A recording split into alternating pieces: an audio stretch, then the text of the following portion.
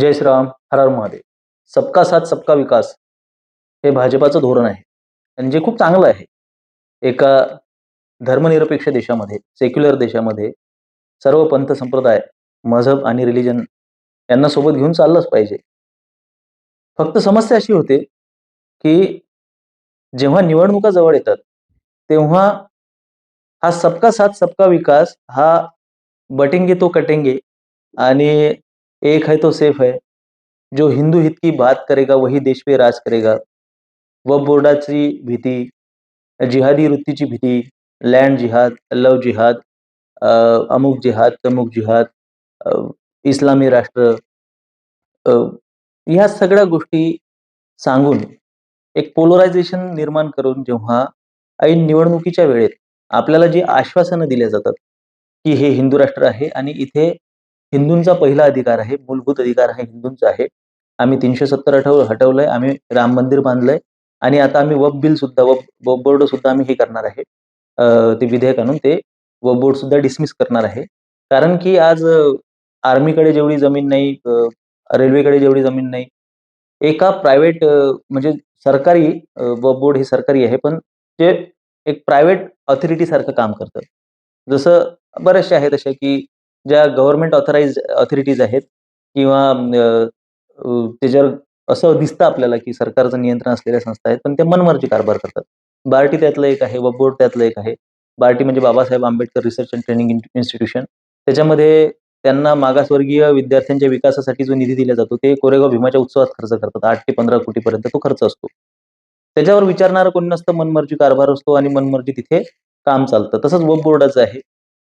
तर ह्या सरकारी अखत्यारीतल्या मनमर्जी कारभाराने वागणाऱ्या संघटना आहेत, संस्था आहेत. तर आपल्याला ज्या गोष्टीची भीती दाखवल्या जाते आणि आपल्याला ज्या गोष्टींची भीती दाखवून आपल्याला मतं मागितली जातात. मग आपल्याला सरकारकडून अपेक्षा असते, की ह्या सरकारने त्या भीती ज्या आम्हाला दाखवलेल्या आहेत त्याच्यावर काम करावं आणि आम्हाला सुरक्षित करावं. लातूरमध्ये 100 शेतकऱ्यांची 300 एकर जमीन आहे, ती वक्फ बोर्ड घशात घालण्याचा प्रयत्न करतीये. अमुक ठिकाणी वक्फ बोर्ड अमुक संपत्ती घशात घालण्याचा प्रयत्न करतीये. कुठे एखादं गावच वक्फ बोर्डनं स्वतःची संपत्ती म्हणून जाहीर केलं, कुठे काय, कुठे काय. मग त्या वक्फ बोर्डाला आपण रद्द केलं पाहिजे. आपण त्याला बाद केलं पाहिजे. ह्याच्यासाठी प्रयत्न होत आहेत आणि ते प्रयत्न केवळ भाजप सरकारच करू शकते. आणि ते केवळ भाजप सरकारच्याच याच्यामध्ये त्या गोष्टी शक्य आहेत. हे आपल्याला जेव्हा सांगितलं जातं, तेवढ्यात बजेट येतं. आणि त्या बजेटमध्ये अल्पसंख्याक बजेटसाठी कुठे 3,200 कोटी आणि कुठे 3,400 कोटी अशी वेगवेगळी म्हणजे सनातनच्या न्यूजमध्ये 3,200 कोटी आहे आणि द हिंदूमध्ये 2,400 कोटी सॉरी 3,200 कोटी आहे आणि इथे 3,400 कोटी म्हणजे 3400 कोटी आणि 3200 कोटी असा 200 कोटीचा डिफरन्स होते. म्हणजे आपण सरासरी पकडू की कमीत कमी पकडू आपण 3,200 कोटी रुपयांची ही जी तरतूद आहे केलेली बजेटमध्ये ही अल्पसंख्याक लोकांसाठी किंवा ज्याला म्हणू आपण अल्पसंख्याक वेलफेअरसाठी, कल्याणासाठी हे 3200 कोटीचं बजेट यावर्षी सादर करण्यात आलं. त्यामध्ये सरकारी योजना आहेत. 1100 कोटी जे खर्च होणार आहे ते याच्यासाठी शैक्षणिक धोरणासाठी खर्च होणार आहेत वगैरे, वगैरे त्याच्यामध्ये डिस्ट्रिब्युशन केलेलं आहे. केंद्रीय योजनांसाठी अमुक एक रक्कम आहे, शिक्षणासाठी अमुक आहे.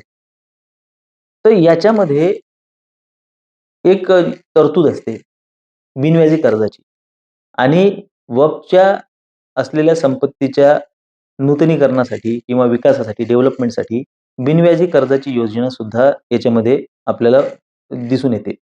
म्हणजे त्यांनी एखादी संपत्ती ॲक्वायर करायची आणि गव्हर्नमेंटने त्यांना कर्ज द्यायचं त्या संपत्तीवर डेव्हलपमेंट करण्यासाठी, तेही बिनव्याजी. आता याच्यावर एक आर्ग्युमेंट अशी येते, की अहो पाटील अल्पसंख्याक म्हणजे केवळ मुसलमानच नव्हेत. बोलेल कुणीतरी. त्याच्यामध्ये जैन आहेत, त्याच्यामध्ये बौद्ध आहेत, त्याच्यामध्ये शीख आहेत वगैरे, वगैरे. शिखांचं सोडून द्या. ते खलिस्तान आणि ते पंजाब आणि तिकडे त्यांचं काहीतरी वेगळंच चाललंय. त्यांचं एक स्वतंत्र स्टेट आहे. त्यांचं स्वतःचं राज्य आहे. तिथे त्यांच्यासाठी वेगवेगळ्या योजना आहेत. अ, आणि ते शीख बऱ्यापैकी टॅक्स पेयर सुद्धा आहेत. त्याच्यामुळे अ, ह्या योजनांमध्ये शीख किती इंटरेस्टेड असतात, हा भागच सोडून द्या तुम्ही. कारण की ते तितक्या प्रमाणात टॅक्स सुद्धा भरतायत आणि किती योजनांचा लाभ शिखांपर्यंत जातो, हाही मोठा प्रश्न आहे. ईसाई सुद्धा आहेत त्याच्यामध्ये. पण आपण जर का म्हटलं, की याच्यामध्ये जैन आणि बौद्ध, तर नवबौद्धांना एस-सी सर्टिफिकेट जर का असेल, तर त्यांना बऱ्याच ठिकाणी अल्पसंख्याकांचा दर्जा वापरता येत नाही. जैन स्वतः अल्पसंख्याक योजनांचा किती फायदा घेतात, हे तर स्वतः देवाला सुद्धा माहिती नाही. कारण की ते अ, कुठल्याही सरकारी योजनेचा फायदा घेत असतील किंवा त्याच्यात ते इन्व्हॉल्व होत असतील, एवढी त्यांची संख्या पण नाहीये. त्याच्यामुळे त्याच्यावर एवढा भार पण येणार नाही आणि तशी त्यांना आवश्यकता सुद्धा नाहीये. शिखांचं जसं मी बोललो, की शिखांना त्यांच्या राज्यामध्येच विविध योजना तिथं ऑलरेडी प्रोव्हाईड केलेल्या असतात. त्यामुळे केंद्र शासनाच्या ह्या बजेटमधले किती योजनांचा ते लाभ घेतील आणि किती सरकारचा पैसा शिखांवर खर्च होईल हाही मोठा प्रश्न आहे आणि झाला तरी सुद्धा आज पंजाबमध्ये शिखांची खलिस्तानी मूव्हमेंट जी ताकदीने चालू आहे आणि स्वतः पंजाबचे स्वतंत्र खूप सारे प्रश्न आहेत. तिथे ड्रग्सचा प्रश्न आहे, तिथे गन कल्चर आहे, तिथे खूप साऱ्या गोष्टी आहेत. त्यामुळे त्यांना ह्या सरकारी योजनांचा लाभ घेण्यामध्ये किती इंटरेस्ट आहे आणि ते किती सक्रिय त्याच्यामध्ये आहेत, हाही मोठा प्रश्न आहे. या सरकारी योजना सर्वाधिक लोकांपर्यंत जर कोणाजवळ पोहोचत असतील, तर ते मुसलमानांपर्यंत पोहोचतात. हे सगळ्यांना माहिती आहे. अल्पसंख्याक योजना आणि अल्पसंख्याकांवर केल्या गेलेल्या एकूण एका पैशाला वसूल करण्याची क्षमता आपल्या देशातल्या मुसलमानांमध्ये आहे, नव्हे संपूर्ण जगातल्या मुसलमानांमध्ये आहे. आज जर का आपण एक सामान्य ओबीसी म्हणून जरी विचार केला, जनरल कॅटेगरी तर सोडून द्या. जनरल कॅटेगरीच्या तर ढोंगणावर लाथ मारलेली आहे गव्हर्नमेंटनं. त्यांना भाजपानं दावणीला बांधून ठेवलंय, गृहीत धरलंय, की हे साले कुठे जाणार आहेत. जातील कुठे आपल्याला सोडून. त्याच्यामुळे जर का एखादा ओबीसी तरुण जर का तो म्हणतोय, की मला महात्मा फुले मागासवर्गीय विकास अ, म मंडळातून कर्ज घ्यायचं आहे. जी कर्जावर रक्कम भेटते, त्याच्यावर सबसिडी असते किंवा डी-आय-सी मधून मला कर्ज घ्यायचं आहे. मला स्वतःची दाल मिल किंवा स्वतःचा कुठलातरी व्यवसाय उभा करायचा आहे. आणि त्या व्यवसायाला मिळालेल्या कर्जाला शासनाची सबसिडी असते.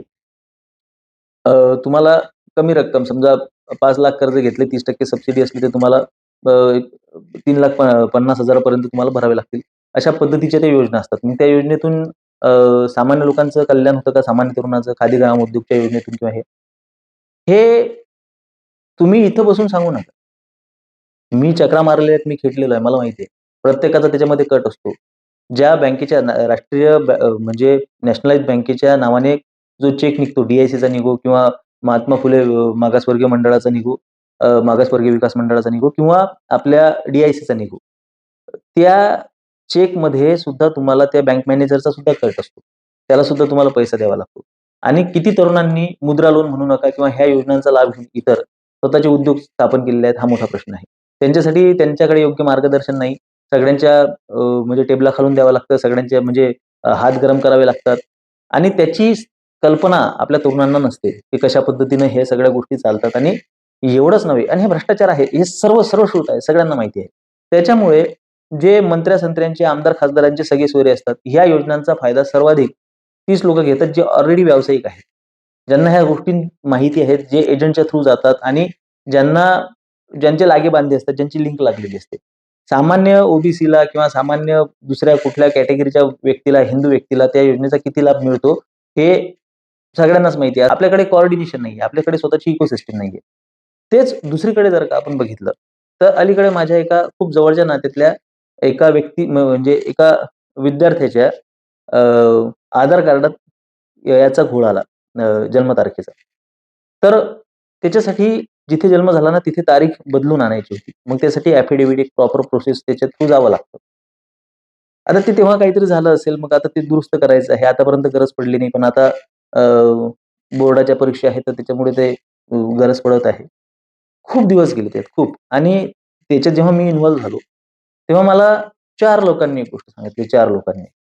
4 वेगवेगळ्या लोकांनी सेतूवर म्हणू नका किंवा ज्या लोकांशी मी फोनवर बोललो किंवा ज्या लोकांना मी प्रत्यक्ष भेटलो या क्षेत्रातल्या, तशा 4 लोकांनी मला एक गोष्ट सांगितली, जे मला खूप विचार करायला मी त्याच्यात भाग पडलो, की दादा हे जर का एखाद्या मुसलमानाचं काम असतं ना, तर फास्ट झालं असतं. त्यांचे आधार कार्ड फास्ट निघतात.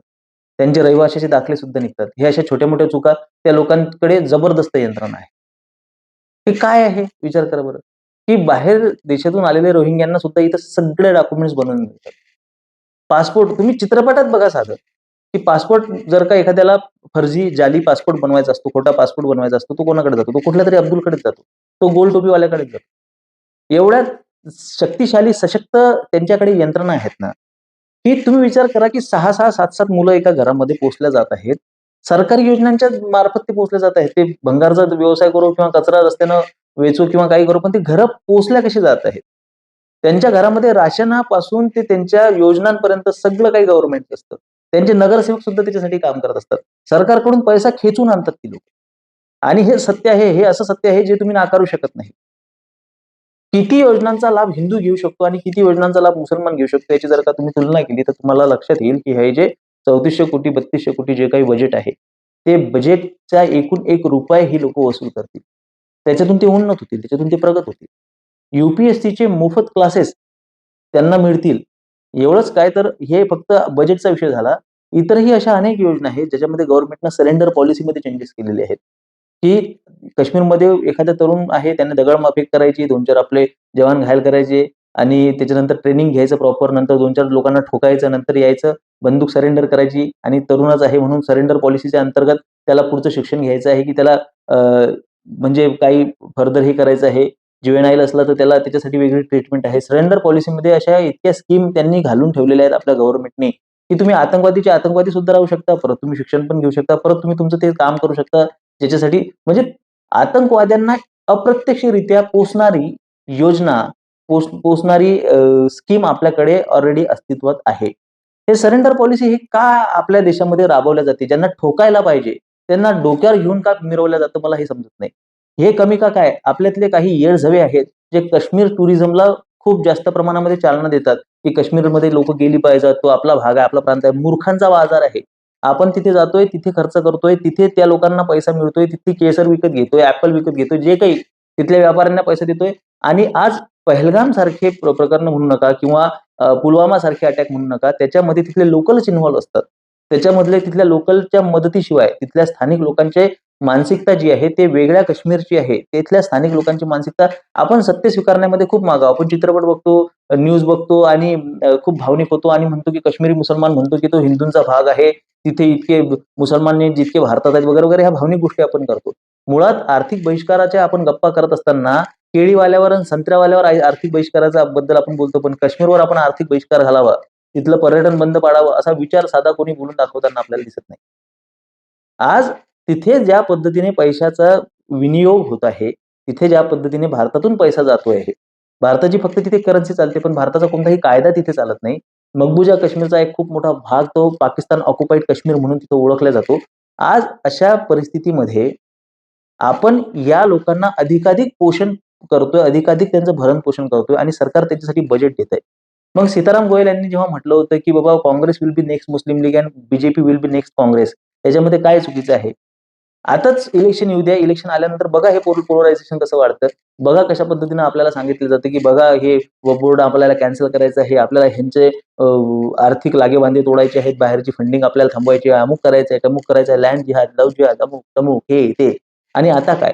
जातीगत तफावत, जातीगत अंतर, जातीगत द्वेष, वैमनस्य जेवढं भाजपाच्या काळात वाढलंय, जेवढं भाजपाने त्यातला खतपाणी घातलंय, जेवढं भाजपाने लागू चालन केलंय, तेवढं कोणीही केलेलं नाही. त्याचे हजारो लाखो पुरावे आपल्याला मी दाखवू शकतो. UGC त्याचं एक साधं उदाहरण आहे.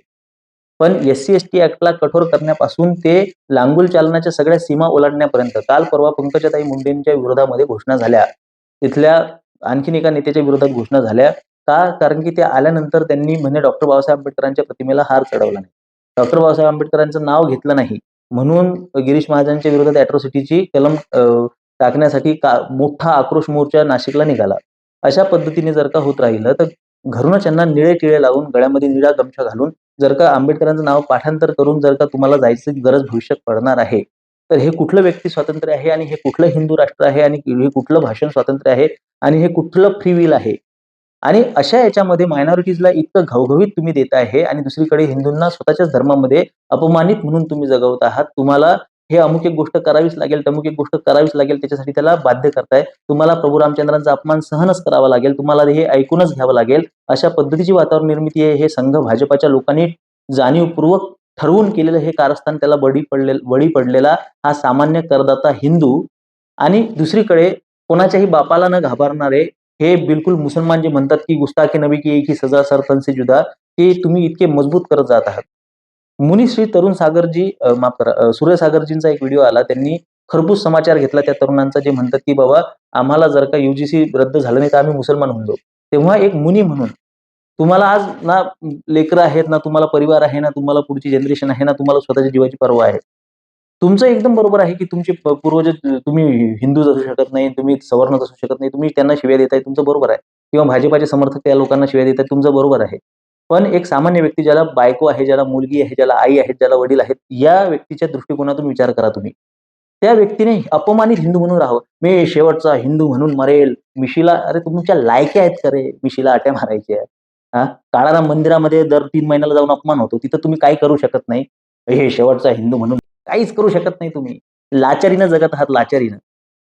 की रोज तुमच्या धर्मग्रंथांची विटंबना, रोज तुमच्या अस्तित्वावर होणारे बलात्कार डोळ्यानं पाहिल्यापेक्षा या सशक्त मुसलमानांकडे हा हिंदू वळणार नाही, याची काय गॅरंटी आहे?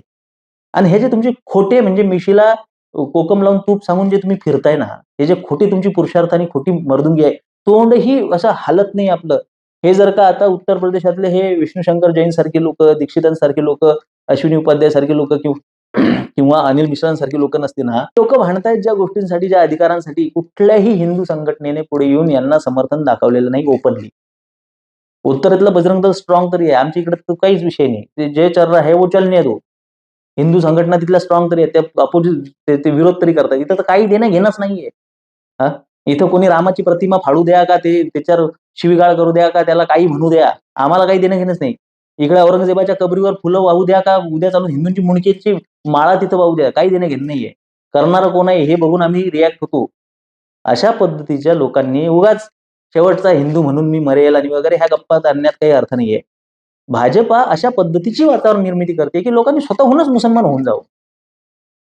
साला कुठं अपमानित जगता हिंदू म्हणून, त्याच्यापेक्षा साला आपण तिकडे गेलेलो बरं. आता आमच्यासारख्यांना तर काही स्कोप नाही. आम्ही तर ते हातात घेतलेलं आहे.